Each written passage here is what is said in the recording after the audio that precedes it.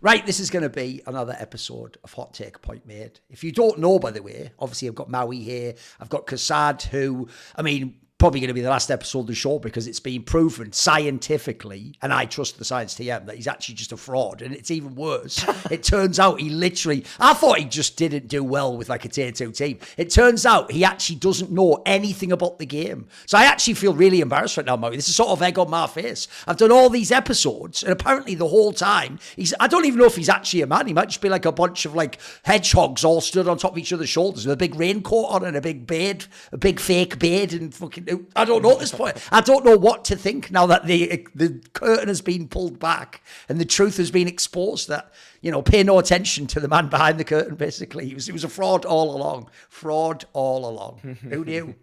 Who knew? Fraud alert. I know. Crazy, right? How some things like unexpectedly happen. You know, it's just fucking crazy. Right. I bet the second there's any result like that for Bleed, mate. Yeah, do you just go straight to Twitter like that? Let's just take the beating then. I open my replies. What's my mention bars? Oh yeah, complete cancel, of course, brilliant. Every day, whatever I open, it's right. like there is a kassad thread somewhere. There you go. Somewhere. Oh my Doesn't God. matter what it is, it's just there. Like, it's a daily thing. But yeah. HLTV, Reddit, they just can't keep your name out of their mouths. Honestly, it's crazy. It's part of the whole Twitter. fucking thing. Yep.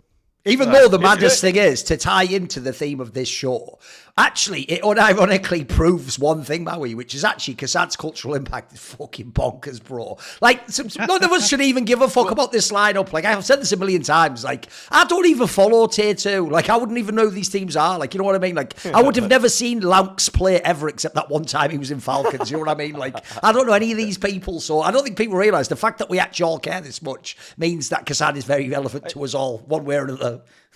I think the one thing is that you're really making a big impact once people start doing revisionist history. Sure. Like if you're doing really good one way or really good another way, like Kassad was always a bum, he never knew anything, Yes. that top fourth and major never meant anything, that was just lucky or whatever. Because people do the same thing about Chopper. It's like, you know, Chopper does well a couple times with Spirit, and all of a sudden it's like, man, he was always the best in-game leader Yes. for Vega Squadron when he wasn't the in-game leader. Yes. Obviously, like you'll have to get those comments to make sure that you're actually making an impact in the scene. And technically, that does mean, even though I did once give that take, I gave it in a different way, though. I said, I never thought he was a good IGL in Vegas Squadron. Well, technically, that statement is actually entirely accurate and a great read on his lack of calling in that team. Secret was he wasn't the caller, but that's neither here nor there.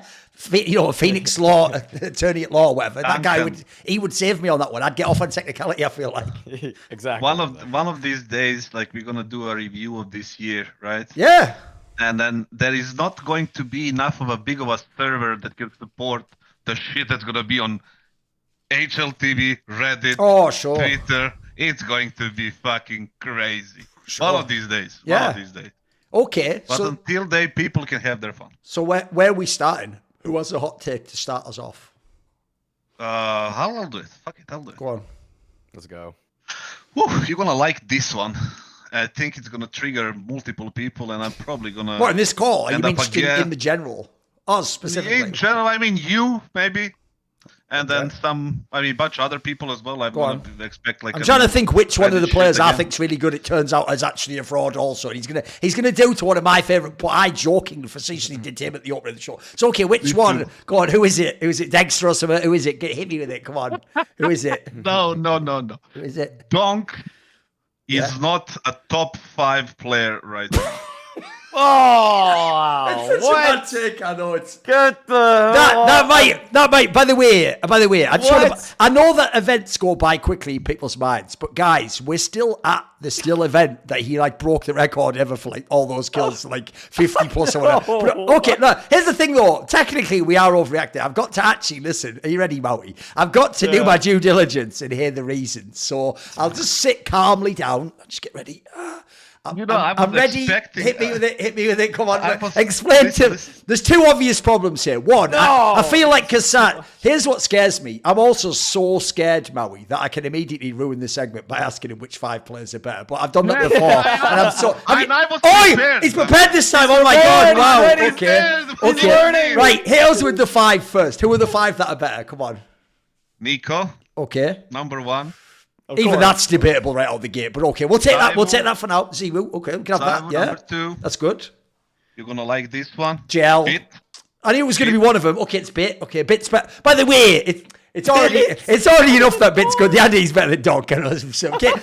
Thing is, hold. We can't overreact though. We've got 3 so far. By the way, what scares me as well is there's only 2 left, and M0NESY can only be one of them. So go and hit me with it. Who are the other 2? So, Frozen. Frozen, like, wait, he is baiting the fuck out of me right now. I can't handle it. I love Frozen, but no. Is the 5th one M0NESY? Frozen? Yes. No, Okay. it's not M0NESY. Wait a minute. Dude, wait a minute. Right, Maui, it's a worse take. Donk and M0NESY not only aren't even top, they aren't even top 5. But Elise is better than both, right? No! This is the craziest take ever on this show. Reddit was right. Reddit was right about kassad the whole time. He doesn't know anything. He doesn't know anything about the game. So someone make an actual that's Trademaster meme of him like, I offer you Prime Donk for Frozen. Like, okay. I take deal. Okay. Well, who's the 6th one? Are you going to say there's another one? Go on. Jail. Gel is better than Donk. Are you actually... Listen. The key word here in this fucking hot take is right now.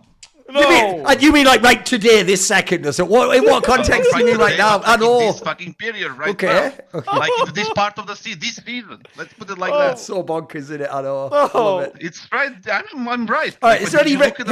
Hit us with some more reasoning. We're talking about stats, eye tests. What are we going off here? What's making you think this? For me, like, there is a lot of things, right? Obviously, the stats are one of them. Right now, he breaks the records and everything. But you saw what happened, like, right now, 2 days ago, yesterday. When was the game against whoever it was? NAVI. That's NAVI for you. That's players like Bit, JL, who dominated him all over the server. This very day. Definitely wasn't a great series for Donk. Yeah, sure. Yeah, but that was not the greatest series for Donk. And then we can name more few not so great series for Donk, right? I mean, he was literally like the number 1 rated player at the tournament before that match, by the way. He had like a 1.5 rating or something. Before that match, does that matter? After that match? No, I don't think so.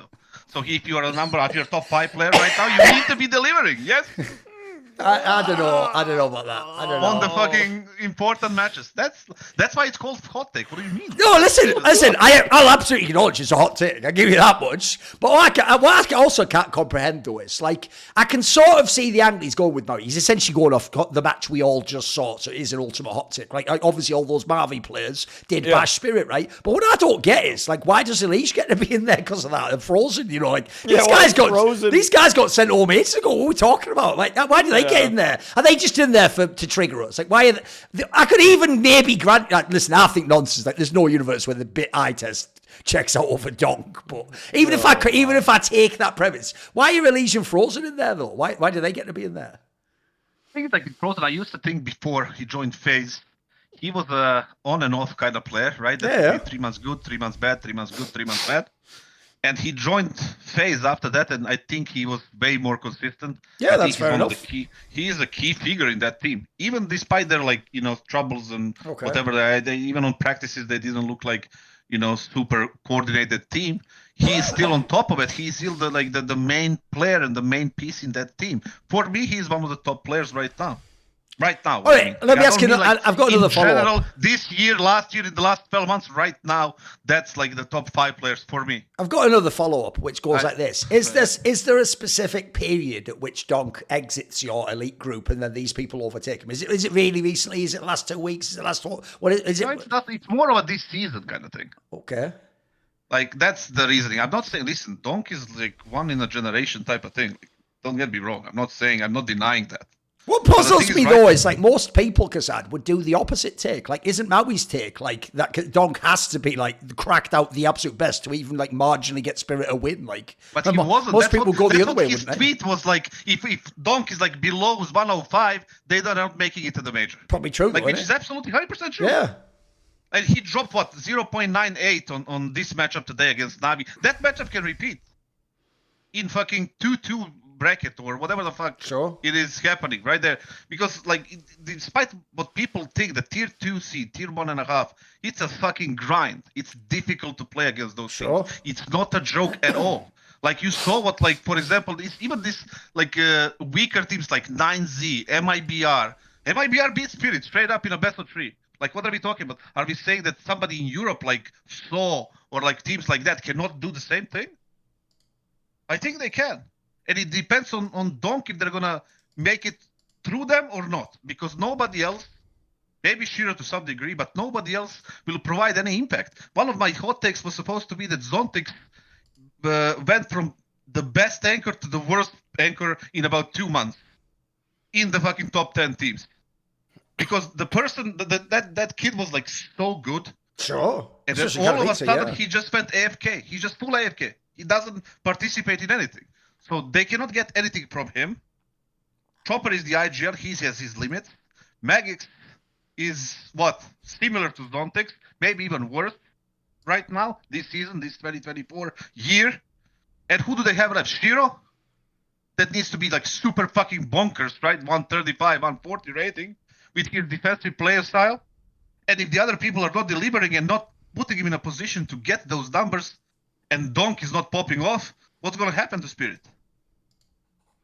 So we are relying the whole premise of Spirit around DONK. Because like if you see Vitality, you have Spinks, right? You have even Flames. M0NESY is like, yeah, he can pop off here and there. And then if those are the 3 players, if Zyvu is below 105. Or around 105.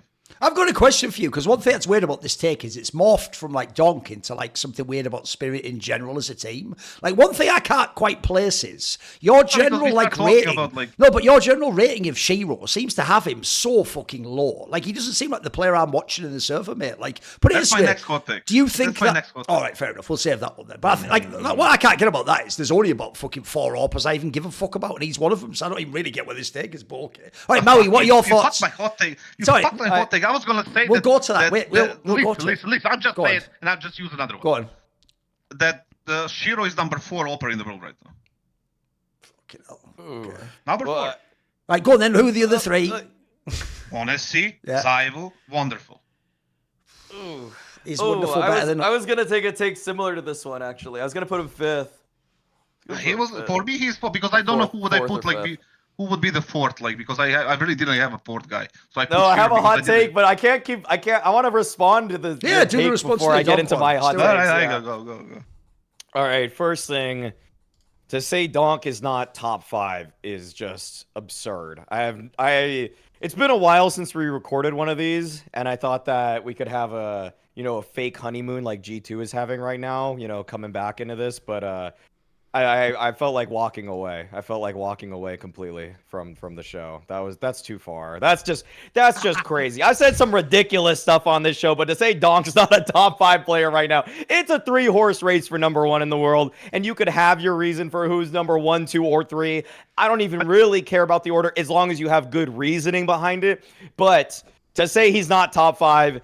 I love Frozen. I think Frozen's fantastic. But he's not better than DONK. Elysia's not better than DONK. Maui, I didn't say 2024 as a whole. I said at this part of the season right now, if you look at the current form of the players. Okay. I didn't mean the 2024. He's going to finish number 1 or number 2 in 2024 regardless. But right now, these players are better in a better form. They're better right now. And Wycadia is better form than kyxsan right now. Okay, I've heard this one before. Oh, don't worry, I have a hot take for the Brazilian fans too. Okay. No, DONK is still... The thing is that DONK is still got the weight of Spirit bearing on him every single game. Did you see the calling from Spirit against NAVI today? Like, it's DONK running through a brick wall or the team immediately crumbles. He's swinging off cat first. He's swinging out of tunnels first with no nades. There's no nades, and he's swinging out of B tunnels into a crossfire between Bit and JL, and he's supposed to somehow do anything there. Chopper is sending him to his death every single round. He's gonna do something against 2 top 5 players in the room. Okay. He's That's at least sending him. That was actually not bad. Fair play. We'll give him that one. That was well executed. Okay. Right. He's sending him to his death every single round, and there's only so much he can do, and that's why when Donk is carrying Spirit's sorry asses even to this far into the playoffs, that's already the Herculean effort that we're getting out of him, and he's taking Spirit farther than Alicia's taking Complexity, farther than Frozen's taking FaZe, and he has to do so much more than even those guys do. So no, I just don't agree at all with this one. You could say that if you wanted a hot take, you could even have said he's third and m0NESY and ZywOo's ahead of him. That could have been a hot take already. To say he's not even in the top 5, it's too far gone. It's too far. You've lost the plot. Right now, Maui. Right now. The saying that doesn't sound shit. I know. I don't. No. He keep avoiding that. No. He carried them to this far in the tournament. He had to hard carry them with like a 1.5 rating. It's like he's putting up another Katowice performance to even get him to the quarterfinals of Pro League. Like, he's doing so much. He's doing so much. No, Magic's Chomper and Zontics are such a weirdly weak What's funny trio is sometimes. this could potentially give you ground for your latest Shiro take, which is before, if you'd have asked me in the first season before the player break, I would have said Shiro was one of the best sort of like second option, like sidekick stars in the game. I do think he hasn't been as effective. So actually, if anything, I'll give you that to say that I actually grew him out. I think DONK has to do more than any of those players. Like, the joke is, before this, first of all, ZywOo has the history of like, he has to 1v9. Yeah, that hasn't been since fucking 2022. Please shut up about that take. Like, that take is ass, bro. Like, yeah, he's had Spinks ever since fucking like the player breaker 2022, guys. Like, he's had help forever. That's never been the case. m0NESY, you could argue, when they had the HooXi Nexa lineup, had to mega hard carry. I think of all of them, actually, of all the candidates, it's DONK that has to do the most now. Remember, when everyone does forget that when he did that insane wildcard series, they barely won, even though it was the craziest like individual farm session you'll ever see. Then right after that, remember, he played MIBR, who, by the way, is in the semi-final of this tournament, and he had to like 30 bomb just to barely win them that fucking last map too. Like, this guy has to do so much in this team. I'll even say, if anyone saw Bet Boom, bro, there's a game where they beat Mousespots in the upper bracket final of Bet Boom, where like Yimpak keeps winning these 1vx's on Ancient, right? And what's mad is the reason why it's so impressive that he wins the 1vx's and Mouse keeps winning the rounds and almost gets back in the game and goes to the third map, it's because DONK's just like running out in the beginning of the round and just doing like a pure 2k onto two people with full rifles and just getting you like a 5v4 or 5v3 every single time. And I remember just thinking, like, bro, any great team in history could never lose these rounds, like being 5v3 with a superstar. So I don't get it. I don't even get I genuinely, look, even though he actually had a couple of tournaments, no, not even tournaments, a couple of matches where his numbers were off. I also don't get it because, bro, even this last like 3 months, as some of the literally, kassad, as some of the greatest statistical tournaments any rifler has ever had in Counter-Strike. Like, I don't know if you know this, mate, but at that Bet Boom tournament, he averaged 1.0 kills per round. At this Pro League, with like some insane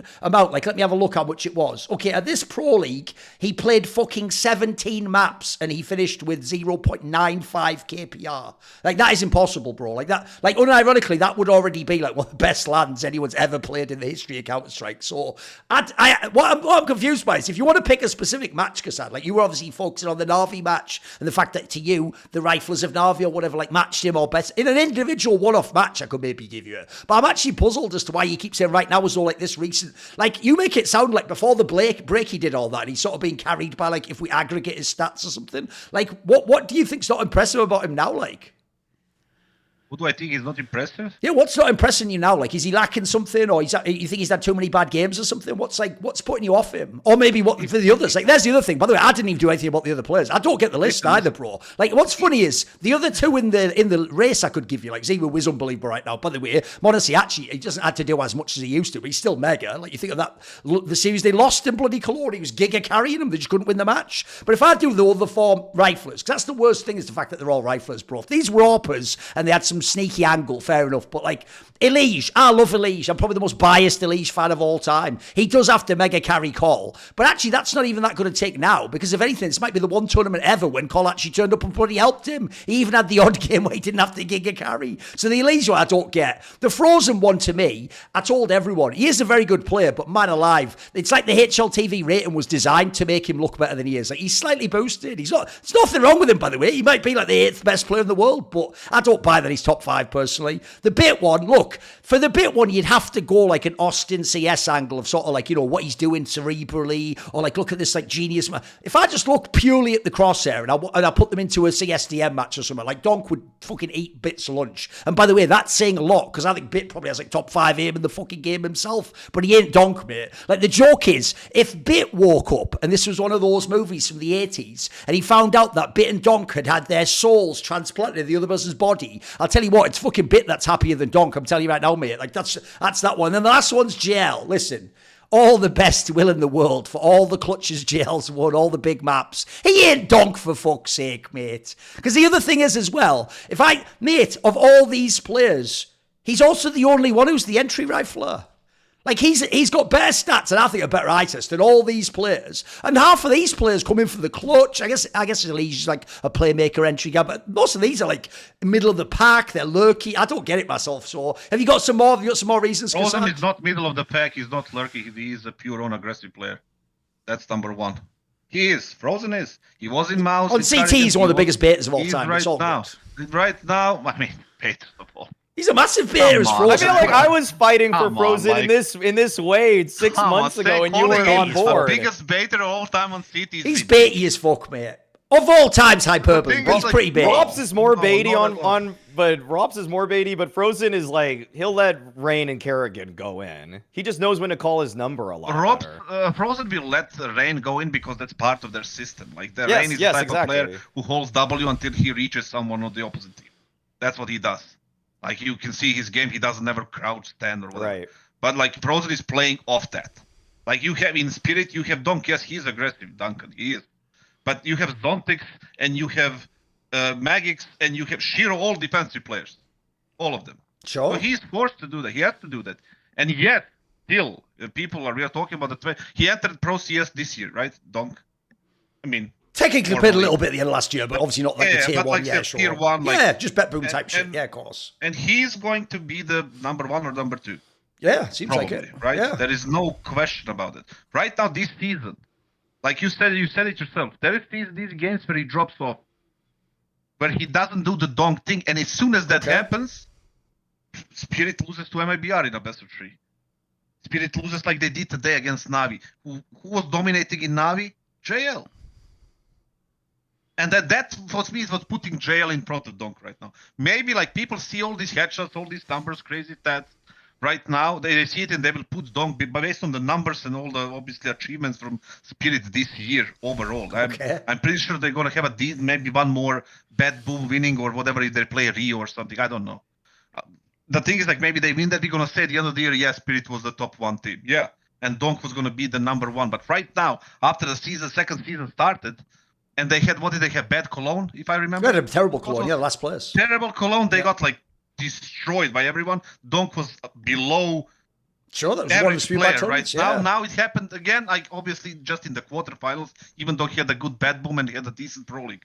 But for me, these players now are having more impact and better overall. Well, here's the funniest thing. I can totally take, like, look, we can have a subjective eye test. You can disagree. But what I can't handle is you going like, he had a decent pro league. I'll just say it again. He had over 17 maps. He had 0.95 KPR and 0.64 deaths per round as an aggressive engine. Like, the idea that's decent is like all words are just getting warped out of all meaning. The reason I'm so confused. All right. Go on. Excellent pro league. All right. Let's say it like well, I would ask Maui this question. Here's what confuses me, Maui. He's simultaneously like denying stats and the eye test. It's like, I actually genuinely can't figure out, like, aside from the fact, look, it's a really good edgy hot take, but I actually can't figure out what he's basing it on aside from just this NAVI game we just watched. Like, I'm actually mildly confused by this take in general. I don't get it.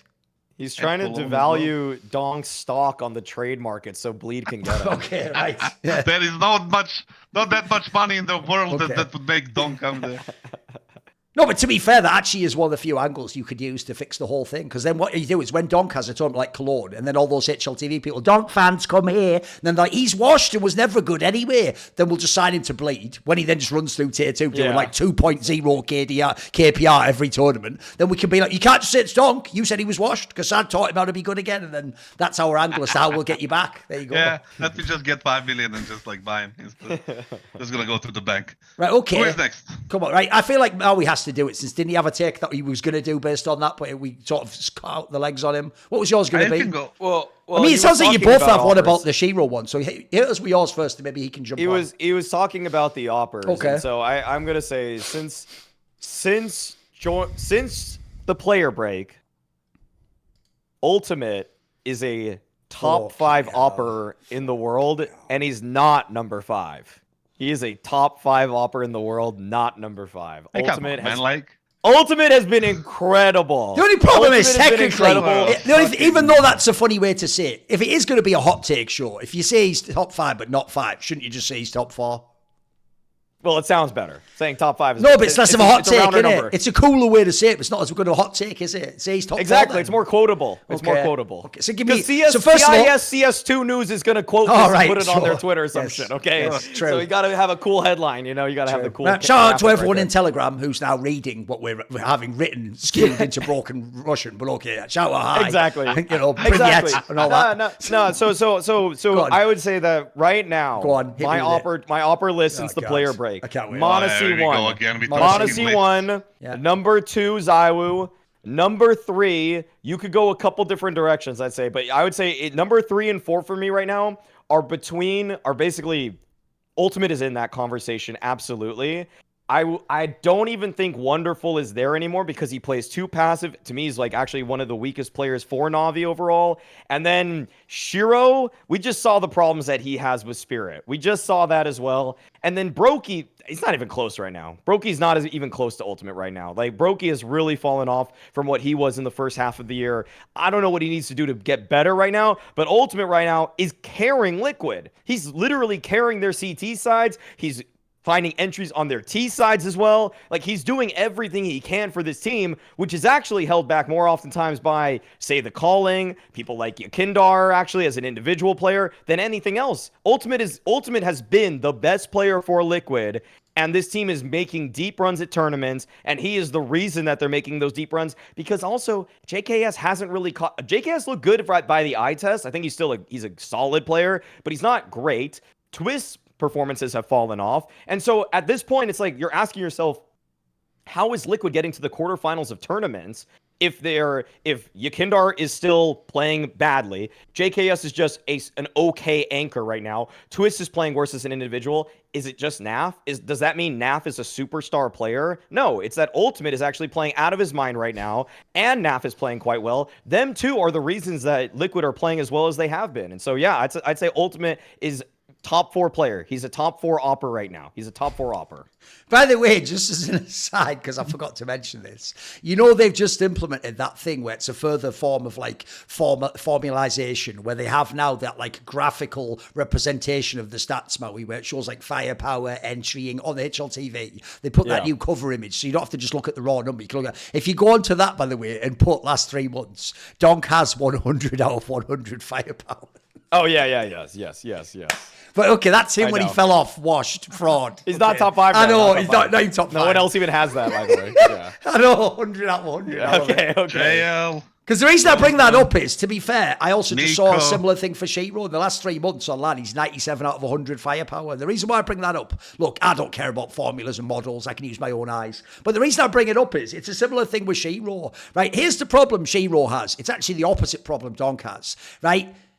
DONK, I think, has the craziest eye test I think I've ever seen. The only person I ever saw looked better was Prime Simple. That's it. And part of that's because he was using AWP too, by the way. If I look at actually Shiro, I don't think the eye test is that crazy because he's a very boring style of player. Like, he actually is one of those players where, this might sound weird, but he actually AWPs to me like someone half as skilled as him would AWP. Like, he takes such conservative angles. Yeah. It's only really when he sort of like repeaks in the speed of his flick that makes it look like he believes in his own skill. He actually does play mega conservative. But I'll tell you what, I'm going to invoke the same concept I used to use for Device before he won all those majors. So even though Device was already a really good AWPer, by the way, before Astralis got to the GOAT lineup with Magisk, people used to say, oh, he's just playing too baity and defensive and saving, and he's just farming ecos. And I used to tell them, bro, you can't hit those numbers farming ecos. Like, there aren't that, like, again, first of all, it's a straw man. You're acting like it's CS 1.6, and like, there's like 5 rounds in a game where you just play against Glocks that can't kill you. Like, that doesn't even exist exist in CSGO or CS2. Like, every person at a minimum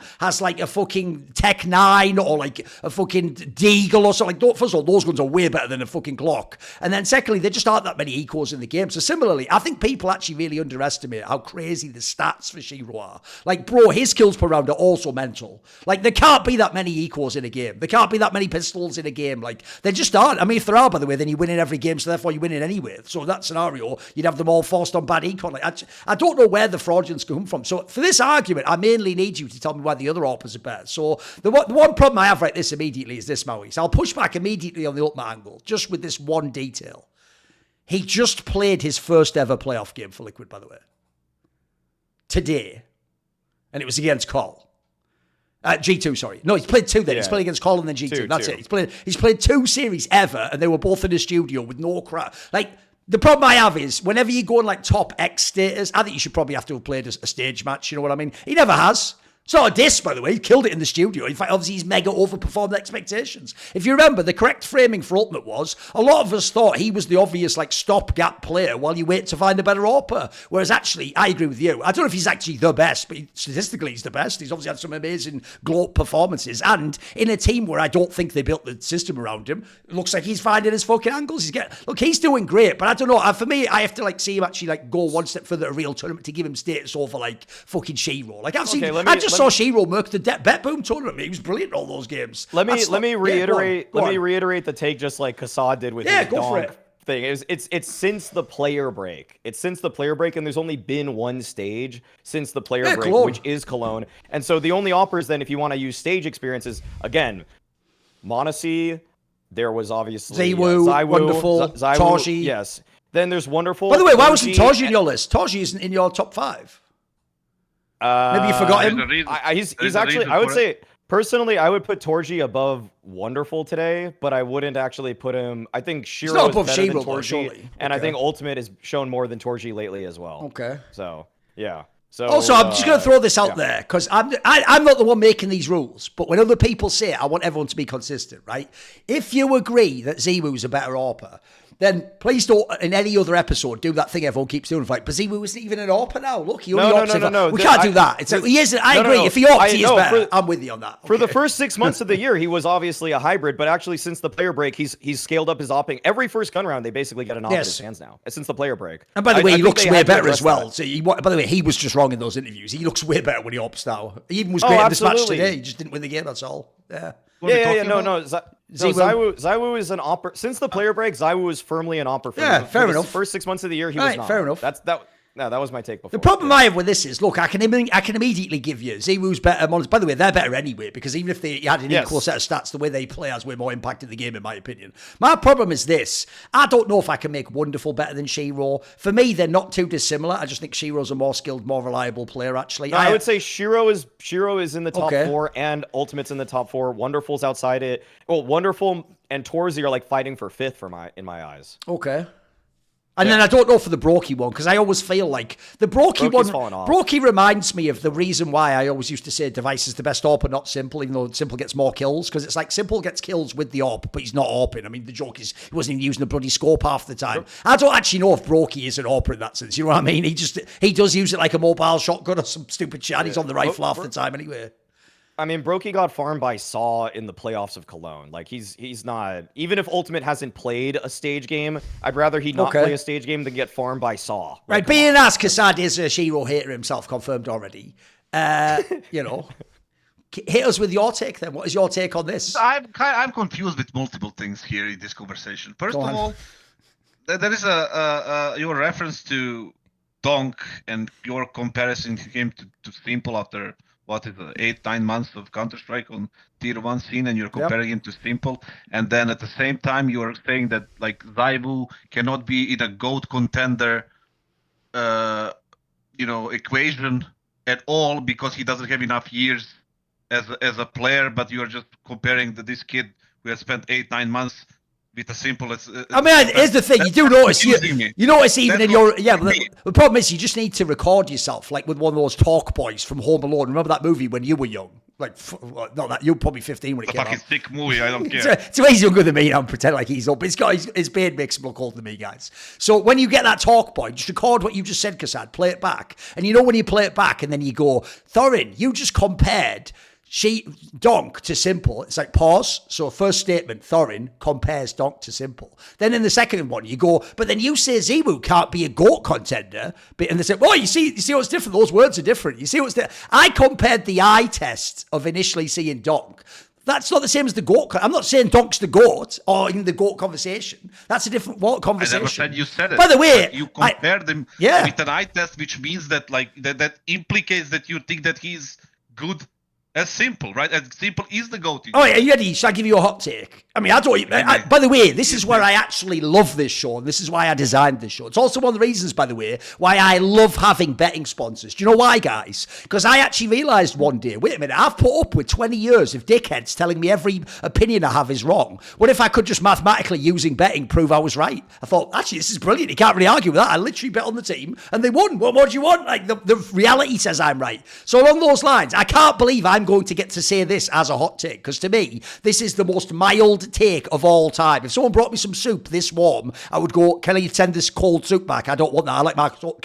So are you ready? I can't even believe I'm getting this for free, Maui. If DONK plays like this, the same level as this, no better, no worse, for the next 6 years, he probably is the GOAT of Counter-Strike, by the way. Oh, yeah. Like, I know that, I can't even believe I'm getting to frame that as a hot take, because to me, I don't even think he needs to be better. If he just plays like this, I think he'll just be probably the best player to ever play CS. Like, notice how we're having to do, this is what's crazy, I made this point in a past episode. We're doing what we do. You actually nailed it with the framing. Are you ready? Every fan does the framing you just did, Kassad. You're taking how we nitpick whether ZywOo isn't just good or the best now, is the best ever, and we're applying it to year one of DONK. And we're saying if he doesn't crack out every tournament, then he's like not good enough. It's like, bro, that's how I know we all know on some level it's the GOAT. You know what I mean? People that are watching this, go on. It's going to be funny because you're speaking so fast that people kind of miss that you fucked up. Go on. That is what your trick is there. What did I say? You just talk, and then by the time people realize you fucked up, it's already over. It's a different. Listen, don't give away the trade secrets. Okay, I know. You just said like I got like hot take. Like that's not even a hot take. You say like if he plays like this for next 6 years, he's gonna be a fucking GOAT. Yeah, if I fucking win $1 million betting every fucking hour, I'm gonna be a billionaire and I'm gonna be the richest man in like 10 years. Of course, right? Yeah. But you should have said like, listen, DONK is going to play like this next 6 years, and he's going to be the GOAT. That's a hot take, not just stating the obvious. All right, shall I do it then? You know what? You are right, Kassad, because again, I only made those tweets about Simple in 2016. I wish I'd had a video like this where I could have said, I did actually have some Thorin Thoughts videos. So I'll do it then, all right. DONK will play like this, or better, for the next 6 or 7 years. At the end of CS2, DONK will be the greatest Counter-Strike player of all time. There you go. There's my hot take on record. And by the way, the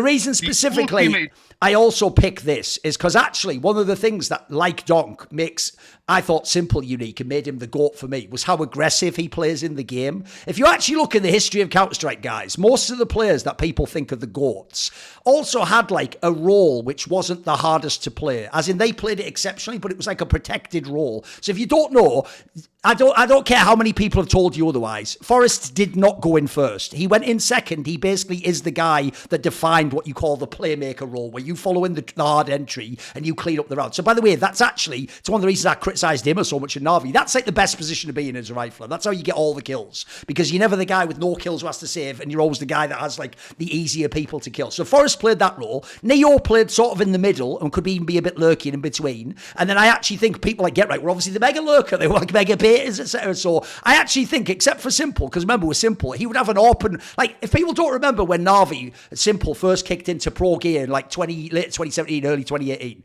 he would run on train T side, himself run down the lower part and just shoot all the people inside of the fucking B side. And you'd be like, what? And like that's not what no fucking star player does that. So that's why I said, not only stats-wise, by the way, fuck that, just eye test-wise, DONK would be the greatest player if he could do this every year, mate. Like, I don't think... No. I don't think anyone can do it. It doesn't count like that. You have to say it. But you said it, but I just confirm it. So you were saying officially that DONK will be the greatest It's Counter-Strike player. it's the way you of all say it time. officially, like I'm promising it'll Yes. happen. Look, I predict it will happen. You're I predicting predict, it. I'm not- yes, I'm not yes. asking for a fucking guarantee. I know, that's what I I'm mean. just asking I know. if you are predicting it. So the biggest reward for me right now is I'm baiting Duncan into doing things like this, right? Well, the So it's real gonna be sad either thing is this. Either it's going to be the mega best Yeah. fucking take ever, or I get my satisfaction, because otherwise, where would I get Well, the one thing I'll say is Because the I'm not fucking downside. able to beat anyone in Counter-Strike these days. The But downside is this, Kassad. I won't really get my sort of victory, will I? Because I'd have to come back in 5 years now and then go, hey, check out this Yeah, old but video, and then no still- one's going to watch it. But Still you're gonna be right. there, like True. still There'll be a gonna there. record. You're gonna Yeah. have it, like you have the your Yeah. guarantee. But yeah, Maui's point, the op thing. Also, yeah. Before we go to that, I also wanted to like go back to your thing when you said like device and eco frags, and there was not Yeah. enough eco frags. Yeah, there was.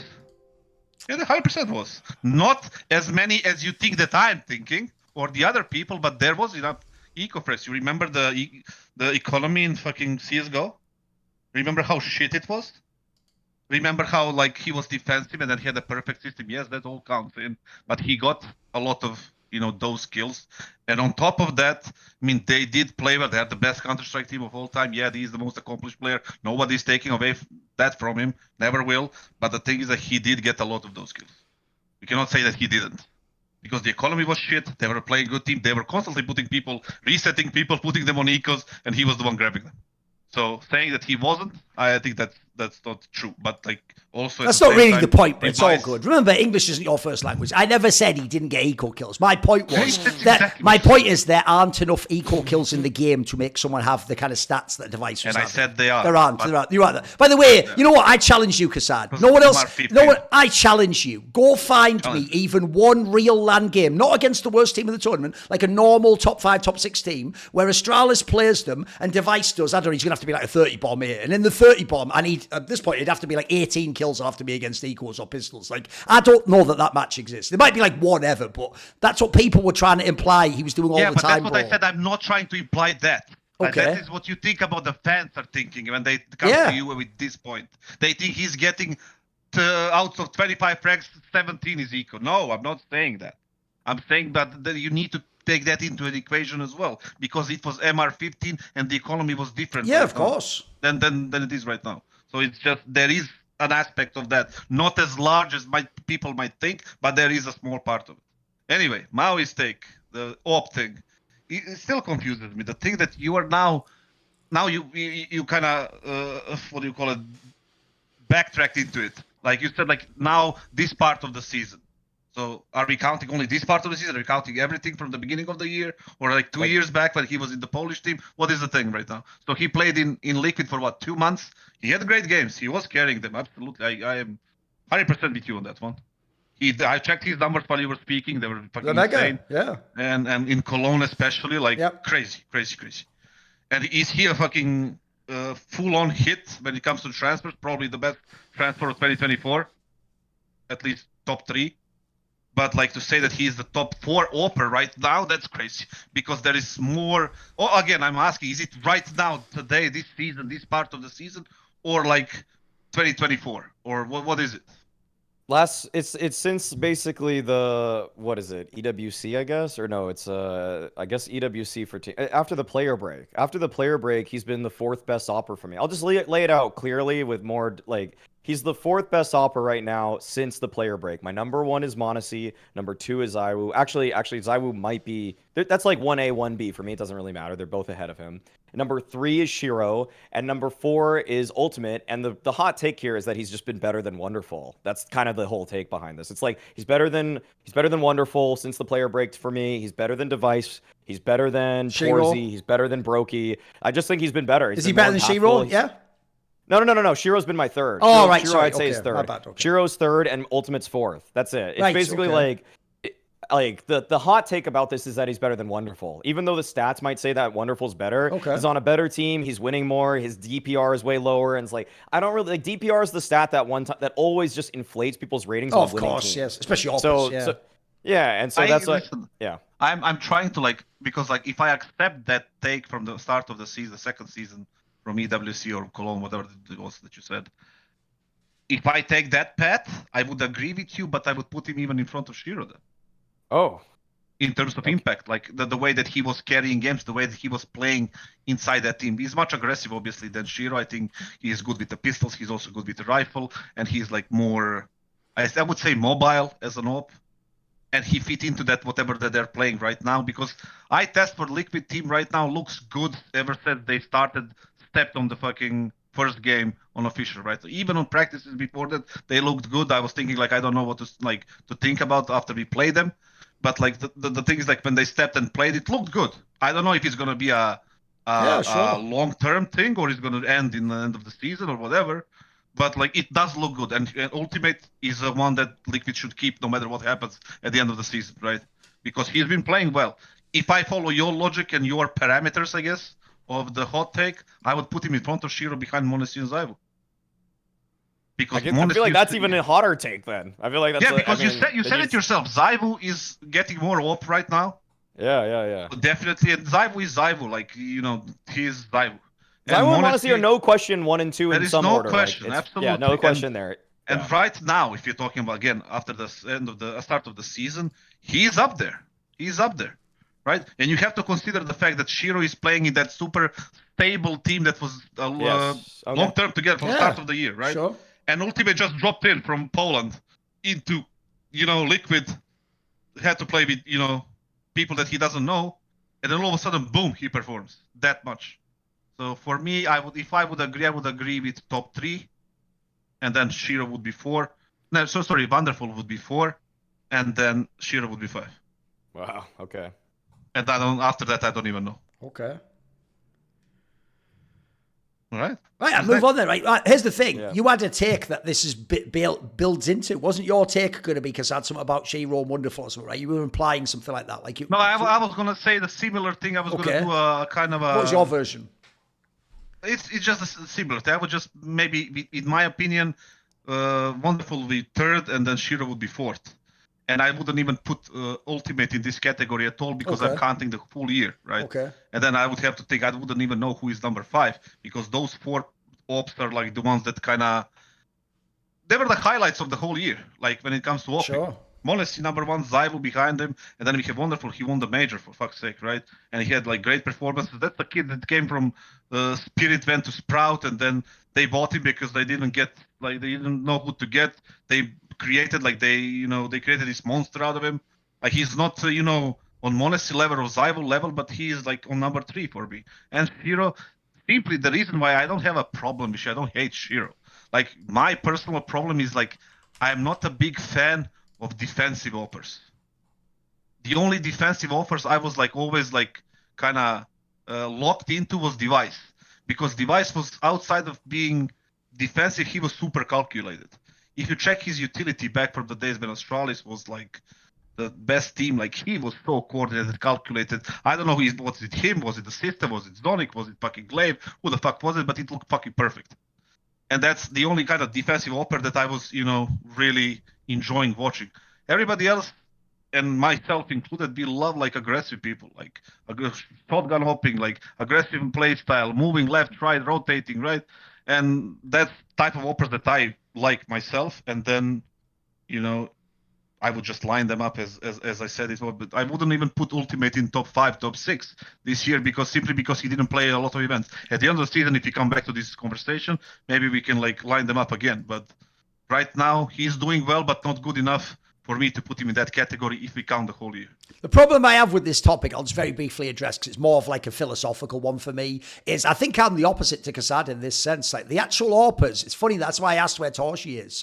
Torshi is an example of the type of AWPer I despise. I actually hate his style of AWPing. I think it's the worst AWPing style to play around. Because what he does is he acts like he's m0NESY and doesn't have anywhere the hit rate of m0NESY. Like he just goes and does the fastest possible angle shot and then even does the mega abusive instant repeat 2 or 3 times. And the problem is, bro, he's not m0NESY in simple, so he doesn't hit like that style requires. And so I actually think he's also one of the AWPers who could just feed relentlessly. Like the amount of times I see this guy rush like Inferno style to the banana and just get shot instantly. It's like, what the fuck was that? Like, so what's funny is, even though I get why when people are evaluating stars, they want people to be a m0NESY and have loads of agency, I actually think the Shiros of the world are underrated. Because I tell you what, if I'm in their team, I love a guy who's boring and always takes the safe angle and always always drops back after the first kill and doesn't get traded. I fucking love that if I'm playing on the site with him or if I'm the rotator player. Like, I can really reliably know what he's going to do. If I'm the IGL, I can call around that really reliable. I have a bias towards the defensive AWPer in that sense. Meanwhile, I actually think the Torchies,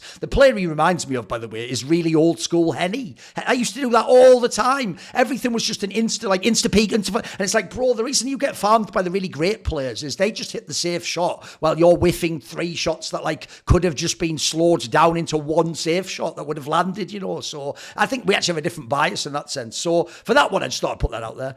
Right, I have got... Before you go, sorry. Go on. The thing is, like, what people need to understand when it comes to, like, even DONK, Shiro, all these players that are having high impact and high numbers, like, there are, like, in these teams, well-organized teams, like Spirit. Spirit play good or bad, like, they are organized team. You look at their games, you see the way they move as a group. You see the way they play CT side, T side, the decision making, like utility usage, everything is like correct. That's what makes them like contender to be number 1, number 2, number 3, whatever at the end of the year. But the thing is, like, people need to understand that in this system there are people who suffer in the game. And I'm gonna give you an example, like. For example, you have Banana, right? And then you have aggressive player, and then you have a supportive player in Banana, one who tries to control the area, one who tries to flash for him, jump with him. And that Banana player, he's going to eat 2 mollies at the beginning of that from CTs because they molly shallow, they molly deep, they double nade. He's going to get 20 damage from 1 molly, maybe 20 damage from a little bit of grenades, maybe 10 damage to the wall, a little bit 50, 60, whatever. Sometimes they're going to get a kill. Most of the times they're going to eat all of this damage. They're going to end up at 35, 40 HP. They're going to give the proper info. Hey, guys, they're playing 3B. Your IGL is going to call, like, let's split A, whatever, 3 long, 1 short, 1 hold. So we're going to come back to execute B. Who do you think is going to be the first one in execute B? The guy with the fucking 40 HP. Yeah, who's he's going to kill this today? Like, when these kids are so fucking sharp, especially on CT positions, they're sitting there with a fucking M4, with a fucking AK they got from the last round they won. He's going to fucking kill you. And there, where it comes the fucking fast DONK, he fucking trades him. And he gets into a post-plant position. He gets into a 3v2. This is where he shows his skill. Bam, headshot, bam, headshot, bam, headshot. Clutch, clutch, clutch. Shiro gets in behind the DONK with the knob. He gets into a triple. He clutches the round. You can take any side of any map you want. Any default is the same. This map control... players are eating a lot of damage, providing a lot of info. That's why you see Zontix playing like shit, not having frags. Mag is playing like shit, not having frags. Like, and people around them are playing for them. I will say, by the way, Magic's actually sometimes almost does do Sanji shit where he's just permanently on an SMG to get Shiro and up. That is true. I have actually seen that quite a lot. True. And then you have DONK, like, he's a monster himself, like, fucking unique kid. Shiro as well. Well, not right now, but, you know, in general, yeah. Not right now, but in general, yeah. the thing is, like, they group up with around that information, around those kills or trades that happen. The utility they have, they execute, they walk in, they contact, whatever. Who is contacting first? The guy with a fucking low HP that's gonna say, "I'll jump for you, fucking trade me." Try doing that shit on Vertigo. Imagine the A ramp guy. Fucking goes up, eats a fucking shitload of nades. Or in B lobby, and you want to finish B. Who's going to go in first? DONK? No. It's going to be fucking guy who ate 10,000 grenades.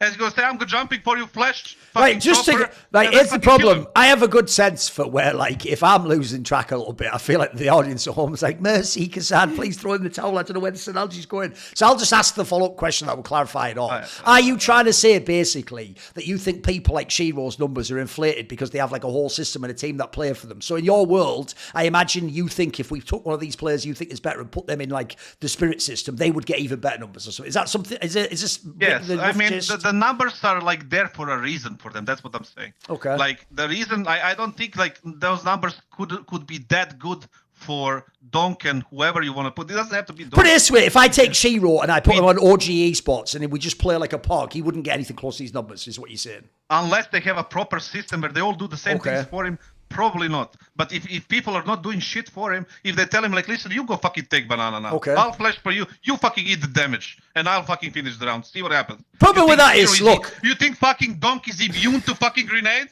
Listen, I think he just shoots you in the head anyway. I think he doesn't care. Problem is, I would make a facetious joke and say I don't even need to test that premise, Kassad. I've already A/B tested it with Shiro. I've seen him playing with strats like in Spirit and without strats like with Nafani and Cloud9. But that's actually a really mean joke because I'm pretty sure Inters just gave his ass for fucking Shiro every time also. So to be fair, that joke only works as a fucking meme, doesn't it? Right. Shall we move on? Yeah. What is the next take? Your turn. Let's see. I think it's your turn. All right, I've got one for you. Hey, by the way, I still can't believe, Maui. I just want to get your take. Quick sidebar. Am I wilding, or is it mental that I get to have as a hot take? Like when Donk plays this way for that many years, he just gets to be the GOAT. I feel like that's like the freest money of all time. You know what I mean? Like I actually think that's going to age terribly, Maui. I think he put if, man. Like, I think in even 3 years, people are going to go, well, we all thought that. You know what I mean? I don't think I'm going to get any credit for that take, which is the worst part about it. It's ass, isn't it? I know. It's whatever. I know. It's free. It's too free, honestly. It's just like, man, that's like saying Nico plays 10%. Also, if Nico plays 10% better than he does right now for 6 years, he's the and eat GOAT. healthy every day next 3 years, I'm going to be fucking fit, obviously. But like, is that going to happen? Probably not. You know, what are the odds of that happening? What? Why have you just said that? You just had a kid, mate. You should go to the gym and stay. Why is he saying like that, Maui? I know he means it's a joke, but why is he like, you think I'm going to get in fucking shape? Fuck no. He pulls out like a giant, a massive, like, no, I know you meant as just an example, but it sounded like you were just saying it now, like pulls out a giant export lager. I'm not fucking doing that. Like, what? Okay. No, here's my take. Your turn. Sadly, this is another one, which actually isn't as spicy as you think when I break it down. But I'll just say it because obviously anyone who watched the match today is going to know what I mean. Right? You know my whole take. By the way, there's a very legitimate reason. You know why basically I will always double down on the take that Navi did fluke that major. Because actually the best part is that they didn't win again until after the player break, months and months later, when we had a total reset after all the time off. The reason why that is so useful is because it allows me 2 distinct intervals to make 2 points, which is they did fluke the major, but they're also one of the only teams ever that's now super good and super legit and really good, but they almost feel like a different team even though it's the same lineup. Yes, so I've got a similar take, which is because I was thinking, like all of history has shown me, it's like the saying that my friend Zeus from Team Liquid and the Brazilian teams told me. Apparently there's a brilliant saying they have in Brazil, and it goes like this. If you see something crazy... So actually, here's an example, Maui. Since Ultimate's only played a few lands, they would use it for Ultimate. When you see him at the top of the scoreboard and you see the stats are like a 1.4 rating, the saying goes, he's a cow in a tree. And the reason it's a cow in a tree, because it goes like this. No one knows how it got up there, but it's got to come down. That's the good joke they have. It's like a brilliant fucking gag. By the way, it could even be Serbian, because it's about some animal doing something weird, like the one about, if you don't know the famous one that Janko said, when the donkey is stuck in the mud, fuck it, which is their version of like, Nike just do it or something. What is with Serbian? That is a real saying. I didn't make it up. It's a fucking mental saying, though, isn't it? I know. Is like, it refers to like, because he cannot move, so you know. Yeah, but Maui, the best part is that I thought that part went without saying. I thought that part was understood. I think the polite version of that thing is like, kick him while he's down. Yeah, there you go. There you go. Serbians turned it into something totally different. But anyway, the point is, I would normally say with reliability, I kept saying it, in fact, during Cologne and EWC, I would look on the stats page, and I always tell people, look one at the team fragging, but then look individually where are all the players, right? And when you would see, Navi would have like 3 of the top 10. It was like, bro, this is easy. None of these players are top 10. They're all going to drop, right? I've now seen too many. I don't know if you know, guys, they've played something mental like 50 maps after the player break now. I actually have to make this hot take. Navi is now probably the team with the best firepower in Counter-Strike 2. Like, if you actually look for real, right, even if you still think Imma will drop off, it wouldn't matter. The others have consistently done it the whole time. Like, the joke is, look, I'm never going to go with that first take. Like, Bit isn't better than Donk. But I'll tell you what, he actually probably is a top 10 player now. Like, he's actually earned that status. Like, he's done it against almost all opposition on loads of maps, reliably over dozens of maps at this point in time, multiple lands in different countries around the world. Then you add in, by the way, JL, even though that whole thing's like an impact player, yeah, but he's having an impact in all the big games now. Like, every time you put him in a semi or quarter, it's only basically the Cologne final he did badly in. Then you go and look. The Imma one I can't believe, but I tell you what, it's still happening. And then Wonderful actually himself even looks a little bit better the last like event or so. So like, if you actually look on paper, before this, my number 1 team for firepower was easily Vitality. I still think they're really, really good. My number 2, and this is part of why Navi gets to be number 1, my number 2 was Mouse. Well, I'll tell you what, that's fucking, the last like 3 weeks that's died on its arse. Like Mouse actually, that's the biggest problem is they stopped being that team. I actually think, as mad as it sounds, look, I still don't think even one of their players is in the like number 1 of the year competition, but I think Navi might actually have like the best non-IGL firepower in the game. It's fucking actually really impressive how good it is. I think G2's got more. Oh, G2's got to be up there too. I should have put them in the mix as well. Okay. Yeah. Those would be my top G2's 3 or 4 though. Because m0NESY, okay, if I go 1-to-1, like the classic HLTV comparison, Go on. player to player, m0NESY's a bit more than wonderful. I'd say Nico's more than JL usually. Malbs versus Ema. Lately, I'd take Malb, or actually more like Hunter, I guess. Hunter versus Ema. Lately, I guess Emo is better, actually, but Malbs versus Bit, now, man, that's really close. That's really close. Kind of different spots here and there, I guess. Actually, they place, it's kind of mix and match on that. I'd say, like, kind of in isolation. Like, if I took any of the, think of it like this. If I took any of the players from G2 and you said 1-for-1, you can have this player, though, who would you take? m0NESY, you would take m0NESY over Wonderful. You would take Nico over JL. Then here's the thing, Maui, I will say it. Actually, Day. you're making a very good point I should build into here. I'm not really just giving the credit to the individual players. You make a good point here. The difference is, I think in G2, there's just individual players fragging. I actually do think part of this is like whatever they've done with Blade and not Alexi B in the system. Like, essentially, I don't think it's a coincidence these players are playing shit hot right now. The whole NAVI system has just gotten better every few months after the major. Like, it looks like every tournament, everything gets tighter and tighter and tighter, and everyone looks way more comfy with the system. So I agree with you. Individually, maybe none of them are the best, Maui, but collectively, whatever they've done in this team has just emphasized everyone. I mean, I could even make a bigger hot take. You know what? I thought this team was not just a fluke major winner, but they would never go down as one of the all-time great teams. As of right this moment, they look like they will go down as like one of the best CS2 teams ever. They look fucking phenomenal. Yeah. The normal life cycle of like every good team that kind of comes out of nowhere and does well, it's like the same thing every single time. LGSK is the biggest example of this, where you come into the space with a couple strong pieces, but you play a really good system style that elevates your players. But then every team, LJSK did this, they get a little too overconfident. They start to kind of go away from that style that made them great, or they fail to innovate off of it. And so some of the players, because they think that they're such good individuals, they start to fall off a little bit. And the thing that's so great about Navi is that they're not getting big egos like LGSK did. Like, they're not getting big egos like coldzera, FNX, Fallen did. They are actually just playing better and better and better. And I think one of the best things that ever happened in Navi is that everybody call all of their wins flukes over and over and over again. Everybody's still punching down on Ema. This guy's a fraud. Everybody's still saying JL's a brick. Wonderful is still getting called out. I'm still calling out Wonderful to this day. Yeah, true. Bid, I mean, he's still got so much to work on with his game, but the problem is that they have an incredible leader in Alexi B, and they have, to me now, the greatest coach of all time, who just whips him back in shape. It's like, you step out of line for a second. Who is going to do better than Blade to tell you you have stepped out of line? He's constantly. What's sick is people don't even know behind the scenes, because I'm friends with him. He said, look, can you do me a favor? And like, we're going to play like a good cop, bad cop. I need you to criticize the fuck out of my team every time they win, so they keep trying to practice, and I'll get them in the server. And I was like, you know what, Blade? I'm willing to sacrifice my reputation so that you can win in Counter-Strike.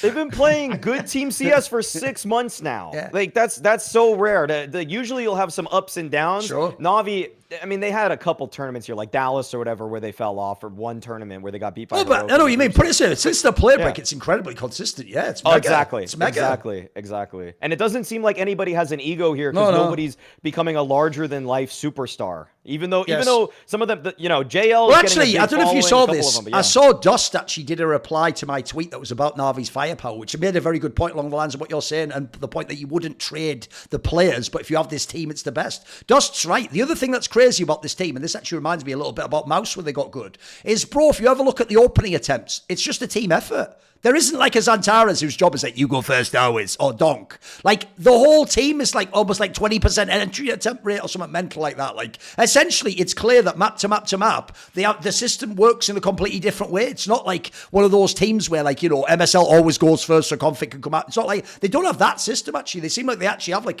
it's just like a fucking done by committee as well. It's crazy. Yeah, no, it's just... It's elevated. It's made their individual firepower look as good as when, for example, for Fallen, coldzera, FNX all look incredible. Yes. And it's just that they're maintaining it. Like, it's enabling them. They are playing better. They are gaining confidence. Okay, like, for example, that JL 1v3 today against Spirit on Dust 2, he's never done anything like that in CSGO. No. He's never done anything like that. That's the best round I've ever seen him play, other than maybe like a Deagle round he had against G2 at the Major or something like that. And it's like, he can just do that now. He can just pull shit like that off. It's unbelievable. Yeah. Yes. What do you think, Kassad? What's your take on this? So many things. The thing is, like, right now, I feel like when it comes to firepower, I think G2 has it more. Because they have, Nico and m0NESY and Malb and then Hunter. But NAVI is a unit. That's the problem. Like, NAVI is a unit, and being a unit makes you look 10 times better. Yes. And when it comes to the system, I do agree with that one. Like, they all understand whatever the system is. They understand it perfectly. They know how to play basic, proper Counter-Strike. That's why they go, and you said 20% opening fights, right? You don't see that in G2, even though they have more firepower. Like, they seem like a unit. They seem to understand what they're doing in the map all the time. Well, I'm pretty sure there is confusions, there is, frustration. Oh, sure. But like majority of the time, they understand what they need because they spend time watching their games. By the way, this is one of those teams I would really love. Like, maybe they can do it after this season when it doesn't matter. Please give us, like, the fucking comms for one game from this team on T-side. I would love to hear what they're calling, what they're saying to each other. I'd be very interested. They have these defaults they played, and then they group up, but they can also play spread out CS, they can execute. And it's like a matter of, as well, repetition and understanding what you need to do as a player on that specific role. People can take shit on Ime because like this and that, but then the guy pops up on Ancient, on middle. People can talk shit about Wonderful. Maybe he's not good as M0NESY or Zyvo, but then he pops up and then he delivers impact. And then all other players, JL, people fucking hate him for some reason that he is like for the behavior or whatever, like the rockstar act or whatever. Oh, sure. Yes. It tilts the shit out of me, but like that doesn't mean that he's a bad player. No, of course not. He goes into the fucking major and fucking destroys G2 in the semis. And today he destroys Spirit, like plus 20 fucking whatever the fuck it was. And the guy is just, he's there. He's him. He's doing this thing. And you cannot take it away from him, like him or dislike it. And then obviously you have Blade, who is putting it all together. You have a great organization stable behind them, and don't even need Simple at this point. Right? Do they? I don't think they do. I mean, the joke doesn't seem like it now, does it? In fact, I'll go one further. What really tells you how insanely better they are than the team that won the major is actually, I also probably wouldn't take Simple back even if I had the option now. I would have done that anything before about the EWC, but I would have said you do the gamble. I think it was even a hot take I had that they would do it before the major. I wouldn't do it even if I had the option now, because the problem is, like you say, Kassad, when a unit fits together as well as this, you don't ever fuck with it. This team could win every single tournament. In fact, by the way, I even think another thing for real that needs to be studied about this team is what Maui referenced, which is how the fuck did they tank the aggro? Because think about it, right? Ima had it for like 3 or 4 months. Everyone telling him, even when he wins the World Championship, you should be kicked out the team. And then even now when they still win, we all tell Wonderful, you're not really good enough. Let us go into excruciating detail on every player better than you. And somehow that never affects these guys. Like, they still come back in the next game and play. Like, they must be doing something amazing in terms of the environment, bro. I'll tell you how it is. I don't know if they have like kind of psychological. They have that Polish woman who used to be with them, Zero person. Or whatever, right? Like let's say that she has some sort of a role, right? But the bottom line is like when you are playing bad, right? The noise around you is much louder than it actually is. Okay. And it goes the opposite way. When you play good, like if you play good a certain amount of time, you run into a little bit of a crisis. The noise is not there because you win a couple of games. Just a couple of games is enough. On the stage, on the group stage, against a good team that you respect and you consider a good team, that the community thinks it's a good team right now, and then the confidence rises, and the noise around you is just like quieter and quieter and quieter, and then you don't hear it anymore. The only thing that I'm afraid that for NAVI, when it comes to NAVI and Simple, for example, they don't get in some sort of a big crisis, and they kind of think that the solution for them is bringing Simple back, and kind of ruin the unit they have right now. Because right now, you said it yourself, there is a thing, like you can put NAVI at any event, and nobody can say they cannot win it. No. In fact, the bad thing is, after Vitality losing now and Mouse dropping off in Spirit, they're actually now the only team that's like a lock to make every semi-final, it feels like. Like mate, you wouldn't change this team at all for the whole season. They could win everything. And now they broke this, Duncan, they broke this curse of not beating Spirit. That was the one head-to-head person, Adam, And now they got him. Yep. So what's going to happen next on the RMR or the major? What's going to happen is who's going to be in the high ground spot on that one? Yes. Who's going to have the control? I think NAVI, right? And then we get to see if DONK is really, the GOAT. No, but seriously. The thing is, like, NAVI doesn't have the most firepower, but they're like the second one. G2 has the number 1 spot because it's just like, Right. Like even Mouse. Who has the next hot takes? I've got one more before we end. That's Oh yeah. No, I'm gonna save mine. Okay, I got so many. But the thing is, like, the next one I got to go with the mild one, just like because we have to touch the Falcons one always. It's just, we have to do it. Well, wait a minute. What do you mean by that? Is that some sort of like shit rolls downhill logic? Like, look, if I'm gonna get all that abuse and bleed, I'm gonna fucking work Falcons this episode. Like, the fuck is that? Your like whipping boy or something? Like, I need my 5 minutes to make myself feel good. Okay, right, go for it. Okay, go off on Falcons. And now Onyx a fraud. Falcons, man. No. The thing is, like, I think that maybe a solution, but if the rumor is true, right? Everybody knows that everybody's talking about the fucking thing, like it's already a done deal that NiKo is going to Falcons at the end of 2024. It pretty much seems like a confirmed thing. By the way, it would be hilarious if he just cancelled it at the 11th hour again. Just like nah. After like 6 months of rumours, that would be amazing, wouldn't it? I know, just ruin every narrative. Okay, but if we assume he's going, yeah? No, but the thing is, like, let's say that he's going. And maybe he even brings M0NESY with him. Could be, yeah. Right? I think the proper solution for them would be to get kyxsan from Heroic. Mate, this is actually a mega hot take, Maui. Like, if there's anyone in Heroic right now, probably isn't earning their check. Wait, we're taking kyxsan to Falcons. Fucking hell. Listen to me. The reason I have nothing against Snappy, of course. Okay.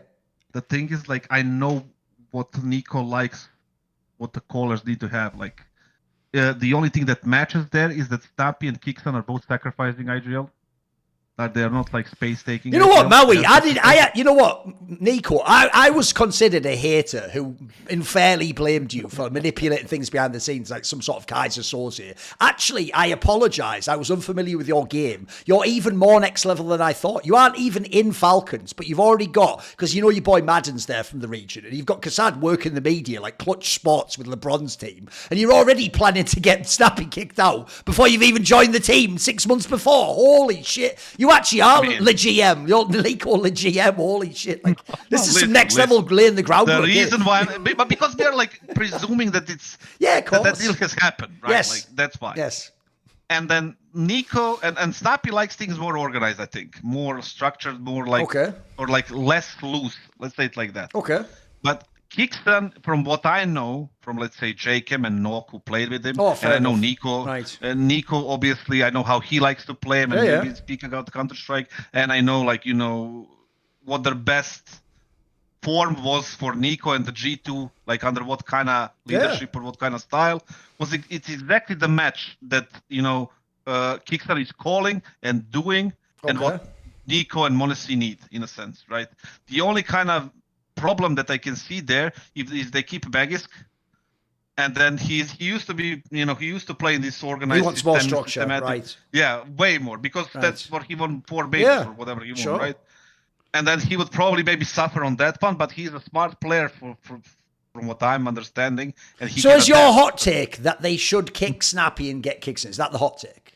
If the NiKo rumor is true, yes. Okay. By the way, I don't actually hate that hot take, and here's why. I actually don't think that NiKo did it maliciously with Karrigan and Aleksandar and these people that I think are some of the GOAT, like fucking IGLs, or the best you can get in CSGO at least. But I think I know the reason why NiKo didn't fuck with them, which is that he didn't understand that principle I've often told people the story of, which is when Michael Jordan got Phil Jackson, and Phil Jackson was like, hey, we're going to use this triangle offense. Michael Jordan supposedly told him, like, but why would I do it? It just limits my game. Like, I don't want to play it. And then what Phil Jackson explained to him, which is a genius way as a coach to explain it, is, no, I know it limits your game, so what we're going to do is the system is for the other players because they're role players and they're not you, and anytime you want, you'll just break it. You'll break the system in the 4th quarter or when you want to get a shot or whatever. And the idea is that the genius of that is you're making Michael Jordan go, right, so I'll buy in to help my teammates, but then when I get mine, I break the system. That's actually a clever compromise to make. I always felt like the mistake those IGLs made is they couldn't get that message over to NiKo. What happened is NiKo never needed the system. NiKo never needed a genius Karrigan mid-round call or an Aleksandar Beamer. Yeah. He could do it all, but I think the mistake NiKo always made, in my opinion, kassad, was not realising the other players needed that. You know what I mean? If you have like fucking Jax, he does need that. He can't make a move. He's not you, NiKo. So it's why I think it's logical NiKo would be an IGL eventually. I bet he is one of the best secondary IGLs. I bet the call he makes always makes sense from his POV. It's just that's not IGLing, So I see what you mean. I could believe a world where kyxsan fit in better. The things that are easy for simple NiKo, all these players like generational players are not easy for the rest of us. Exactly. And for the rest of them, like, it's just not easy. Like, that comes natural for them. The same way it comes natural to Michael Jordan to fucking score fucking 30 points. Yes. And then you cannot expect that. There is limits to the players and everybody else. Yes. But yeah, also another point to that is, like, Snappy is 34. That's true. Kyxsan is 20. He's 24. Yeah, that's true. That's 10 years difference. Like, where do you look at as Falcons? Okay, we bought in Snappy. By the way, that is the craziest thing about Falcons. Think about this, kassad. They simultaneously in Falcons have Dupree and Snappy. It's like, bro, is this a retirement home? Look how old these guys are. Bloody hell. Considering the funds they have at the backing and everything, right? Like, if you wanna make do right by Snappy, without, like, you know, because maybe you promised him Nico and you promised him this, and he left hands, and now he's like, you know, what the fuck did I get? If you wanna do right by him, you say him like, listen. Tell him, like, listen, 2025 season #1 belongs to you. And if you do well in that season, that's fair. We're going to extend it.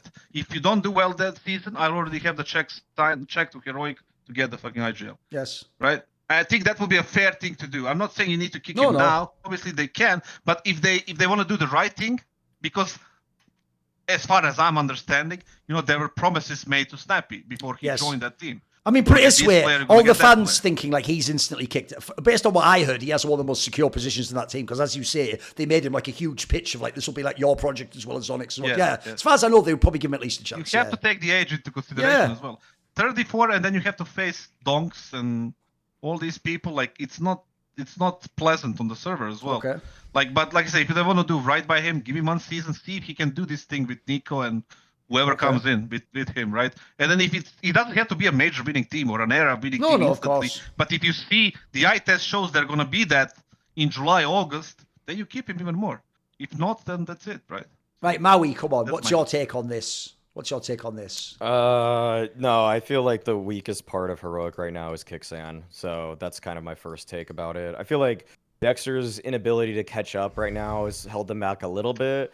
I feel like Testis is solid. I feel like Nertz is solid. Shush is still solid. Sometimes the calls I see on Heroic are super weird. And truthfully, I have a really hard time feeling like an IGL is super serious when they're buying a Negev on just buy a half armor, buy a 5/7, buy a smoke. I would like that a lot better than the Negev buys from kyxsan. If I'm Nico and I see a guy buying a Negev next to me, I'm going to be like, this guy is deeply unserious about the game we're playing right here. And he's been next to m0NESY, who's made the Zeus look good. So I feel like I don't like the kyxsan angle. I feel like it's actually a totally fair and reasonable take to say something's wrong with Falcons enough that you would want to replace Snappy, but I'm not sure who I'd be looking at right now. In fact, I think an honest take would be like, you know, HooXi would probably even be an interesting one. You can reunite him with Nico in some way. I know you would never talk to him again if that's the case, but it's something that would be a pretty funny resolution to this. But I actually think that just truthfully, like, there's a lot of pieces that are wrong right now with Falcons, and it's hard to point the finger because there's different players that are falling apart in different places, and also the system doesn't seem to be working for them consistently on the CT side. But no, I would still, I feel like I'm probably locked in to the idea when ENCE was playing as well as they were and G2 was having some struggles with their calling, that we were dreaming up this situation where Snappy would be the IGL for Nico at one point in time. And I'm still holding on to the vestiges of that idea. So I want to see this play out. I don't need to change too many things right now for Falcons. If you get Nico for either Dupree or Modern, I'd probably go with Dupree today. But at the same time, I think that's already such a huge upgrade to the team that some of the pieces are going to fall into place just because that's such a massive player upgrade in the 1-to-1. Listen, before Duncan goes in, I do agree with you with kyxsan being kind of the weakest link in a sense. But there is a reason for that. I don't think because he's a bad IGL. I think because they don't understand each other there. I think that, for example, So and Snappy were different than obviously So and kyxsan, right? And the thing is with Negev, I think they just tilt. And also I think what they are doing, what he calling them to do. So either they don't want to do it, but they're doing it because the IGL is calling it, or they don't understand how to do it. By the way, I've got the obvious follow-up to your hot take. Do you know what the obvious follow-up, kassad, is? Yeah. If that's the move they make, Snappy should just go and take kyxsan's spot in Heroic. First of all, think of it, you'd have like role players like Shush and Tessas have already played in the system. He already worked to a nerds, and I'm pretty sure fucking Dexter is going to fit into a guy who's using his style of play. Like, I think that would even be a good trade. I mean, yes, absolutely. I'm not saying Snappy should No, exactly, retire. yeah. Like, he has more credit. Obviously, he did wonders with fucking... Also, by the way, based on what I've heard, to as everyone watches Ents die on its arse and kick everyone, I'll just tell you, since it's not a big deal to say it now, I've heard it was Snappy who recruited all those people, who scouted them all. It wasn't Saw, it wasn't Ents the org, it was just Snappy who went and found those people when he played with them and saw them play demos, and he picked out the players. So another reason why, if he leaves this team, I think he should continue his career is, bro, if you can actually like scout, if you have a real eye test and you can find cheap players that are up and coming that are really good, you could be in a lot of fucking teams, in my opinion. That's worth its weight in gold. Snappy is smart. Yeah, that's mega. He's not a kid, but like he is smart. Yeah. 34 years, like, and he knows, like, when he speaks about CS, it's not like random shit. And he has, like I said, he has credit. Yeah. If he wants to play more, he goes to that heroic, he can maybe do something what he did with Ents, and he has the same coach as well. Maybe they understand each other better than, him and M0NESY, for that matter. So it's just, but there is so many disconnects there. Maui, what is your take? Because I'll mix you at the bit for Matt, but I want you to do yours first, because maybe Matt will be the one we'll close. We'll see. See how many. Go on. What's your take? What's your next top take? Yeah, I had to do this. I think the fans need this one. Come on. So kassad and Bleed are obviously on the lookout for an in-game leader. They lost Hampus. We already know where this is going. I know. You just lost Nex as well. You know he would be good. You know it would work. If you say fucking bring on HooXi. Bring on HooXi to Bleed. Bleed HooXi. That's a hot take. Bleed. Okay. So the hot take is Bleed. The problem is, right? Is this semi and me? Is there like a real point? Like, would it actually be a good move in your opinion, for real? Well, yeah, okay, so right now you've got Cypher, who's aggressive. You got Jacob, who wants to be aggressive. HooXi has played a lot of the anchor roles for G2 very selflessly at that. Okay. And I think of the way that he would work in tandem with, like, the short player at least, or something for Bleed.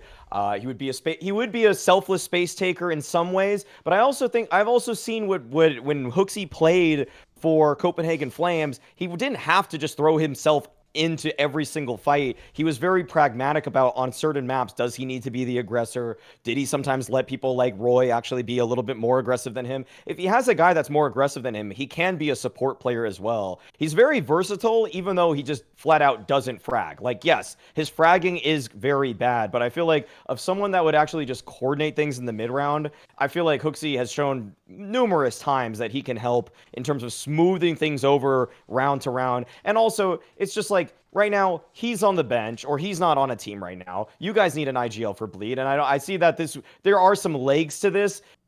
Are there probably better options out there that you maybe have already scouted? I'd like to see what you get, actually, for Bleed, but as of right now, it's the first one that came to mind for me. That's why it's a hot take. Oh, where do I start? The thing is, like, what we have to balance, what will I lose and what will I get? Like you say, do I get that much coordination? We'll do this. Watch. I've got a blackboard here. I'm drawing two columns, Kassan. One, pros and cons. Right, gain, lose. So give me what would we gain? What would we gain with HooXi? Give me some. Gain. We have the PR, like marketing thing. The fucking out of the fucking world, right? Of course. Now, by the way, that trailer alone would be gangster. Do it like some sort of like anime, like Dragon Ball Z or something. They used to be rivals. Now they will team up, like Vegeta and Goku or something like that. They will team up now versus Snacks and Taz. That would be unbelievable. I can't lie. I know exactly. But okay. So you're right. PR's the number one pro. Is there any other pros? PR is the fucking top of the fucking thing. Now, what would I get in terms of coordination? Like, dude, that was HooXi really the one who was coordinating things mid-round? He at least slightly helped. Okay, he's slightly helped. Do you need somebody who's going to slightly help or organize? Because slightly helping, you don't need HooXi. You can get somebody who can actually frag, yeah? And slightly help. If somebody can coordinate, then, and then do stuff as an IGL. Yeah, exactly. Come on, Maui. If he wanted someone who can't call or frag, he'd have kept Nexa.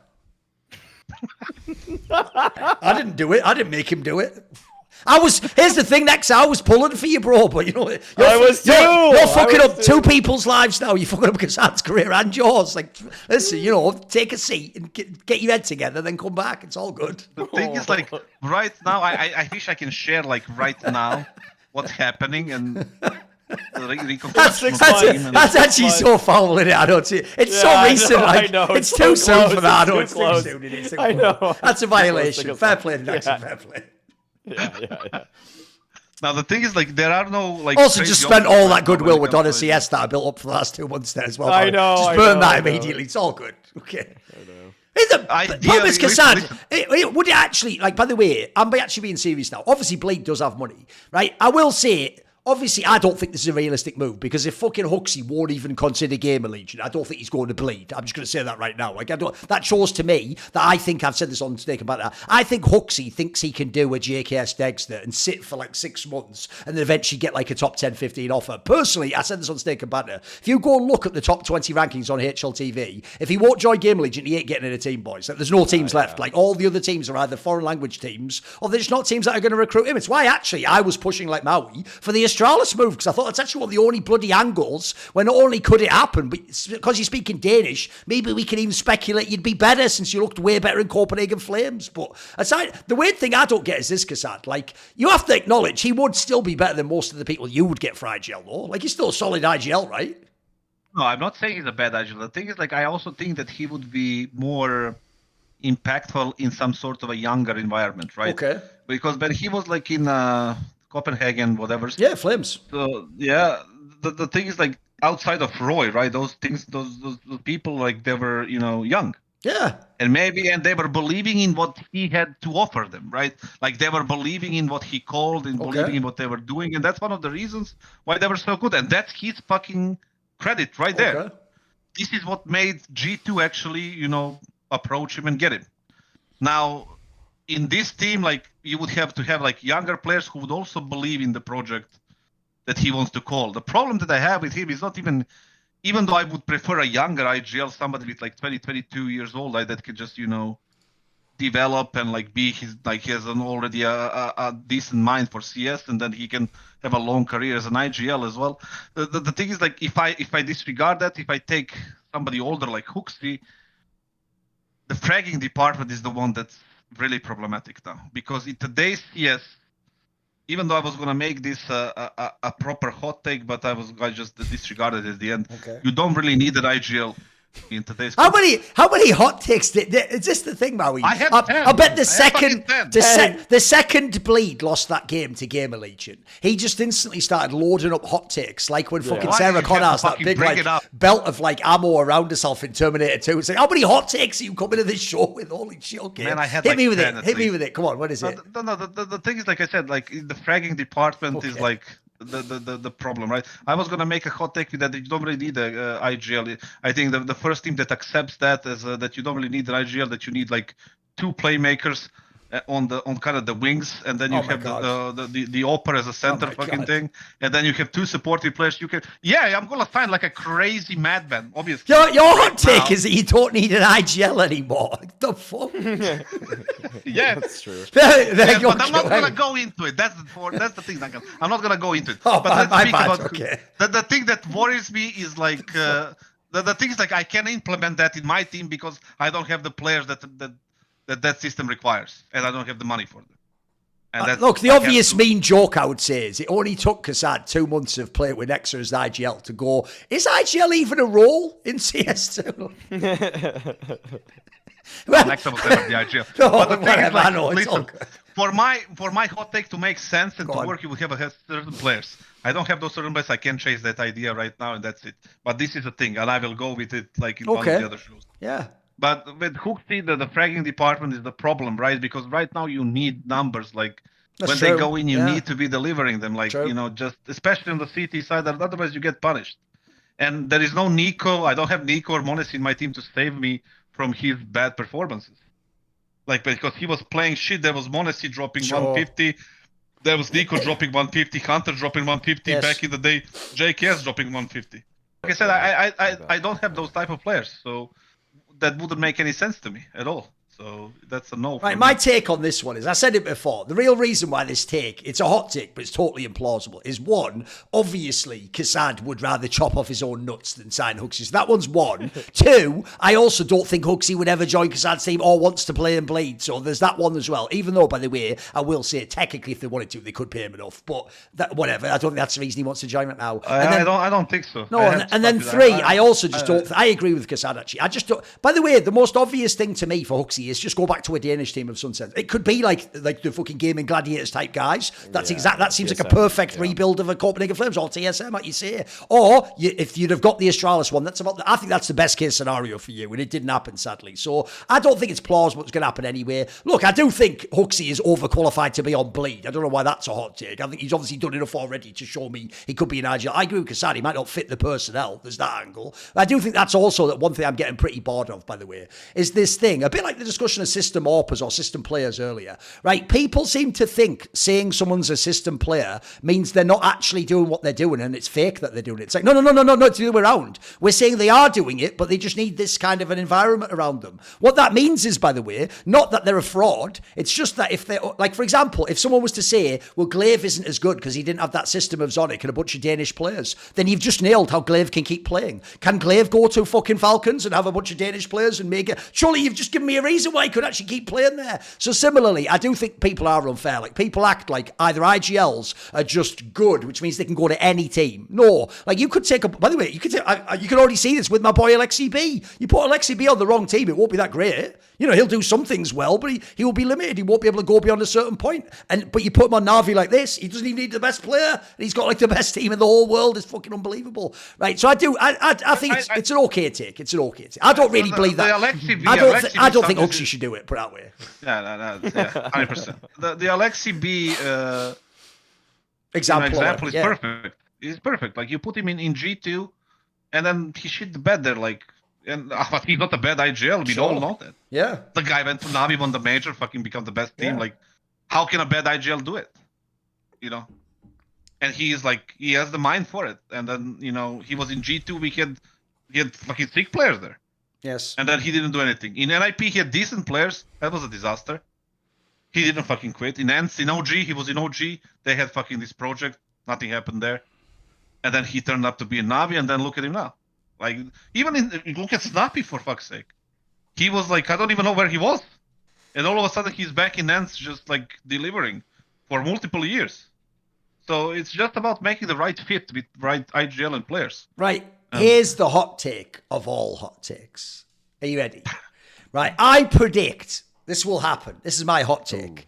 Ooh. 1 year from today. So in a year, if you go to, it's almost at the end of the 20th, but it's the 20th of September, 2024. So by the 20th of September, 2025, there will only be 3 of the current 5 Astralis players still in Astralis, and one of these 2 won't be in the team. Either Cadian won't be there or Device won't be there. And here's the reason why. I think this lineup is going to utterly fail. Like, as in, I think everything about the Cadian move is going to fail on one way or another. Either it will fail in the sense that he won't be able to rifle well enough, so he'll just be a shit player who's an alright IGL. 2, he might not be as good an IGL, because as I pointed out on Snake and Banter, every team he's IGL'd well in, he was the AWPer and called around himself. He's not going to be doing that at all. In theory, Device is the AWPer. And then 3, I'm just going to put this out there. Device is 29 years old now, has had literal, like, fucking digestive system problems that are exacerbated by stress, has already accomplished everything you can. And then lastly, if you don't know, I know Device personally. He reminds me a little bit of Get Right in this sense.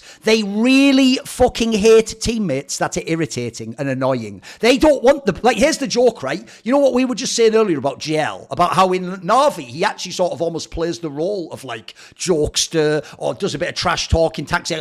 I tell you right now, people like Get Right and Device would never even last a month playing with GL. They would be so tilted by how annoying he is. They would actually just be like, can we just get this guy the fuck out? Like, bring anyone else. It's why Makaleli had to be kicked from NIP back in the day. It's why I actually think certain people, I won't mention them, that Device didn't fuck with over the years and was glad to see gone. So I think Cadian and Device cannot last long term. I think one of the 2, I think you, by the way, you pick which one you want. Either Device just gets pissed off, Cadian gets to stay, and eventually he becomes the AWP IGL again. There's one angle. Or the other angle angle is they just eventually, after like 6 months, just say, you know what, Cadian, thanks, but no thanks. You can move on. And they keep Device and they rebuild again. So I just don't think this core is going to be a thing. And that's why I'm going to give you a year. I think after a year, I'll say it right now, I think they'll bomb the majors. They might even make the major. We'll see about that. And I think what will happen is Device is so old, he's injured, he's done everything. I think he'll just get sick of it, mate. I think he'll just say, you know what, I tried it again in Astralis. I came back, I had a few years. It was all cool. It didn't work. Okay, now's the time for me to step away. I've done everything I could in CSGO. We're in CS2. That's my hot take. I don't think this lineup will last even a year. I think it'll too many people will leave. How did you frame it at the beginning? 3 out of 5 players. Yeah. But here's why. Here's why. Because I think it'll fundamentally not work, bro. So even it's not just that, like 1 out of the 2 will leave, but I think someone else will end up getting kicked. So either like Astralis will leave, or they'll kick Yabi because it doesn't work, or by the way, it's maybe Stown and Cadian just can't ever coexist. Maybe he goes as well. But that's the other thing. Because I think with this squad, by the way, if this core doesn't work, you don't change one piece. That won't like fundamentally fix Device and Cadian if they have a problem or stuff. I think you have to like rebuild. So I think they'll only have 3 out of 5 after a year. There you go. It's a hot take. Hit me with it. Come on. I think it's spicy. I would call it a moderate spice, I guess. Okay. I think it's too spicy, but I don't think it's too cold, I guess. Yeah, go on. I feel like they want. By the way, I did essentially say Cadian will make Device retire. I think that's pretty spicy. That's a pretty good hot take in it. Like, yeah, he hasn't even played the game with him yet. Like that's a pretty good hot take. Okay. I mean, I feel like they want to make Stown and Yabi as comfortable as possible, and I feel like Device has kind of been a little bit more wishy-washy with the fact that he wants to in-game lead, but he doesn't really want to in-game lead. They give it up so quickly, and it's like... Yeah, the obvious joke there should be, Maui, if they want to make Stown and Yabi as comfortable as possible, just sign Swiffer as an assistant coach. Oh my god. Yeah, I mean... If they want to, I mean, they could just... I didn't make that public. I have to move past that. It's part of the public record. I didn't make it part of the public record. Yeah, I know. I'm just merely playing with the tools that are on the chessboard. What can I do with the pieces, I feel like the likelihood that Cadian and Device will be able to coexist is relatively low. But I feel like if Device is serious about his career, then he's going to have to...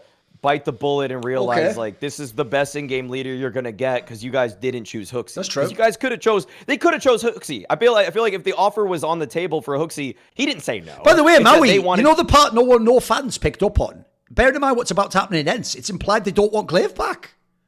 Right, that's actually kind of a crazy indictment people haven't thought of. If Glaive is about to be kicked from ENCE, that implies that they're not even reaching out going, hey, are you available? Like, they don't give a fuck, mate. They don't want him, apparently. I don't think he is, though. I don't think you think that's just a rumour?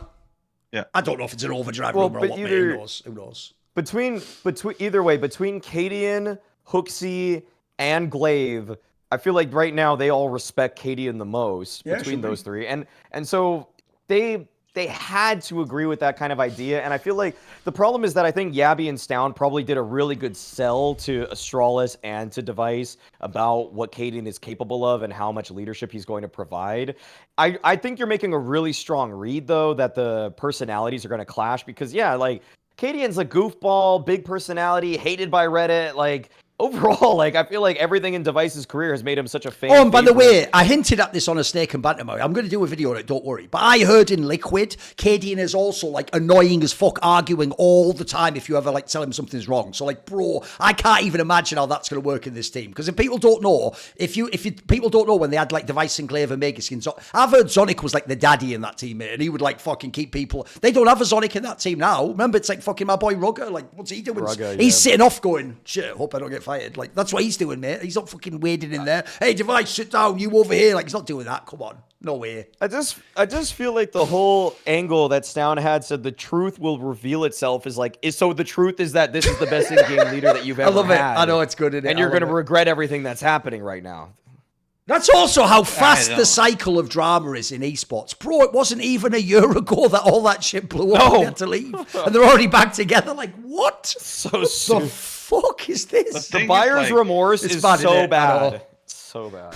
The thing is, like, the reason why I think it's bad move is obviously the Device Cadian angle, right? They're two different fucking polarities. Like, the thing is completely different. Device is like Mr. fucking prom king, you know, everything is like in fucking order, whatever. He's Mr. Consistent, he's Mr. fucking classy and whatever the fuck.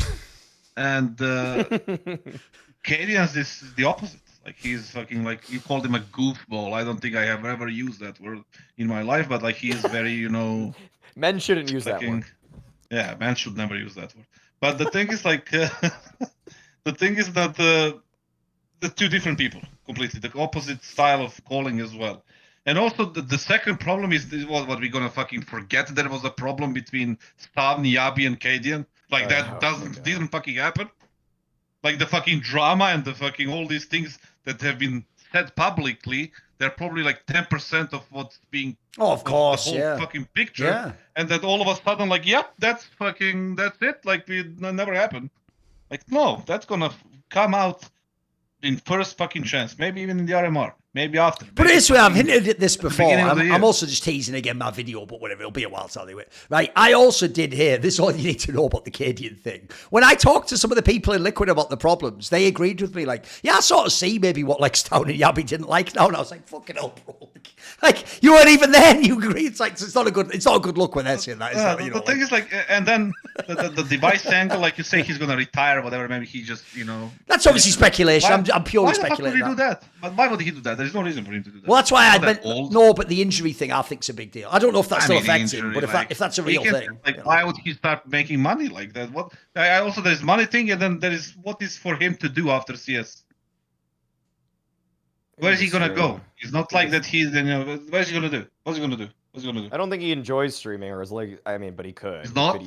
He could be. He can transition into talent maybe if he wants to really do it. By the way, I actually think for real. Look, I will say it, and I think actually Maui might have even ribbed on this before. It does look stupid as fuck now that Device did that comment. Like, I think IGL's the obvious role. I'll take. So you quit already, mate. So that's already stupid as fuck and aged so poorly. I don't think that. But bigger than that, I actually retiring. No, but put it this way, I don't know that he could actually be like the strategic coach, but I feel like he could be a coach. He seems like he actually has an understanding of sports psychology and how to prepare and peak. So he could do that too. He could do it if he wants to get into it. I could see him as as some sort of like assistant coach, you know.